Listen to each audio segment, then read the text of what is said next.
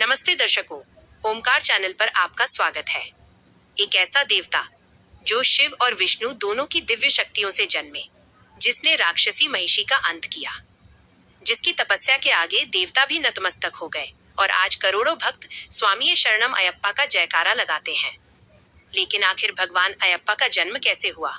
क्यों 41 दिनों का कठिन व्रत रखा जाता है? और सबरीमाला मंदिर के पीछे छुपा वो रहस्य क्या है जो हर भक्त को भावुक कर देता है? आज हम जानेंगे भगवान अयप्पा की संपूर्ण दिव्य कथा। जब देवताओं और असुरों के बीच अमृत पाने के लिए समुद्र मंथन हुआ, तब भगवान विष्णु ने मोहिनी रूप धारण किया।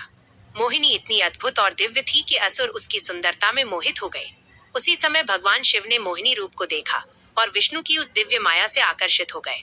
शिव और मोहिनी के दिव्य संयोग से एक तेजस्वी बालक उत्पन्न हुआ। यह बालक कोई साधारण नहीं था, यही आगे चलकर भगवान अयप्पा बने। देवताओं ने कहा, यह बालक धर्म की रक्षा करेगा, अधर्म का अंत करेगा। धरती पर एक राक्षसी थी, महिषी। उसे वरदान मिला था कि उसे केवल शिव और विष्णु के पुत्र द्वारा ही मारा जा सकता है। महिषी ने तीनों लोकों में आतंक मचा दिया। देवता भयभीत हो गए। ऋषि मुनियों की तपस्या भंग होने लगी। तब सभी देवता भगवान शिव और विष्णु के पास पहुंचे। उन्हें पता था, अब केवल दिव्य बालक अयप्पा ही इस अधर्म का अंत कर सकते हैं। एक दिन पांडालम राज्य के राजा राजशेखर जंगल में शिकार करने गए। तभी उन्हें नदी किनारे एक तेजस्वी बालक मिला। उस बालक के गले में मणि बंधी हुई थी, इसलिए उसका नाम रखा गया मणिकंदन। राजा संतानहीन थे। उन्होंने उस बालक को महल ले जाकर पुत्र की तरह पालन किया। धीरे धीरे मणिकंदन बड़े होने लगे, लेकिन उनकी शक्तियां असाधारण थीं। वे वेदों के ज्ञाता थे, युद्ध कला में निपुण थे और हर प्राणी के प्रति दयालु थे। पूरा राज्य उन्हें दिव्य बालक मानने लगा। राजा चाहते थे कि मणिकंदन ही आगे चलकर राजा बने, लेकिन मंत्री और रानी ये नहीं चाहते थे। उन्होंने एक षड्यंत्र रचा। रानी ने बीमारी का नाटक किया। राजवैद्य को पहले से मिला लिया गया। वैद्य ने कहा, रानी तभी ठीक होंगी जब उन्हें शेरनी का दूध मिलेगा। पूरा महल स्तब्ध रह गया। सब जानते थे यह कार्य असंभव है, लेकिन मणिकंदन मुस्कुराए और जंगल की ओर निकल पड़े। जंगल में मणिकंदन का सामना महिषी से हुआ। भयंकर युद्ध शुरू हुआ। धरती कांपने लगी, आकाश गरज उठा। महिषी अपने विशाल राक्षसी रूप में थी, लेकिन मणिकंदन दिव्य शक्ति से चमक रहे थे। अंततः भगवान अयप्पा ने महिषी का वध कर दिया। देवताओं ने पुष्प वर्षा की। स्वर्ग में जयकार गूंज उठी, स्वामी शरणम अयप्पा। महिषी का अंत करने के बाद भगवान अयप्पा शेरनी पर बैठकर महल लौटे। उनके पीछे पूरा बाघों का झुंड चल रहा था। यह दृश्य देखकर पूरा राज्य भय और आश्चर्य से भर गया। रानी रोने लगी। उन्हें अपनी गलती का एहसास हुआ।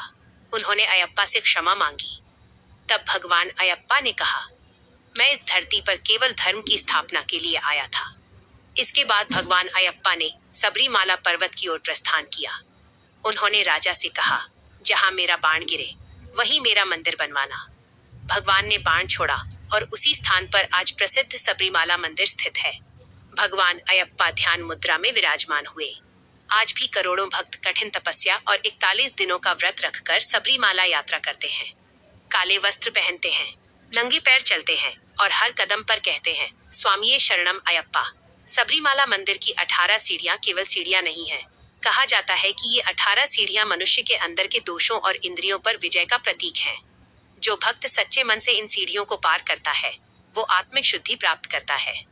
भगवान अयप्पा हमें सिखाते हैं, धर्म का मार्ग कठिन हो सकता है, लेकिन अंत में सत्य की ही विजय होती है। अहंकार चाहे कितना भी बड़ा क्यों ना हो, भक्ति और संयम के आगे उसे झुकना ही पड़ता है। यही कारण है कि आज भी लाखों भक्त कठिन यात्राएं करते हैं, सिर्फ अपने स्वामी के दर्शन के लिए। और जब सबरीमाला के पर्वतों में स्वामी शरणम अयप्पा की गूंज उठती है, तो ऐसा लगता है मानो स्वयं भगवान अयप्पा भक्तों को आशीर्वाद दे रहे हों। अगर आप भी भगवान अयप्पा की भक्ति में विश्वास रखते हैं, तो कमेंट में लिखिए स्वामी शरणम अयप्पा। वीडियो पसंद आया हो तो लाइक और शेयर जरूर करें, और ऐसे ही दिव्य रहस्यों और पौराणिक कथाओं के लिए चैनल ओमकार को सब्सक्राइब करना ना भूलें। आपका कीमती समय ओमकार चैनल को देने के लिए आप सभी का धन्यवाद करते हैं।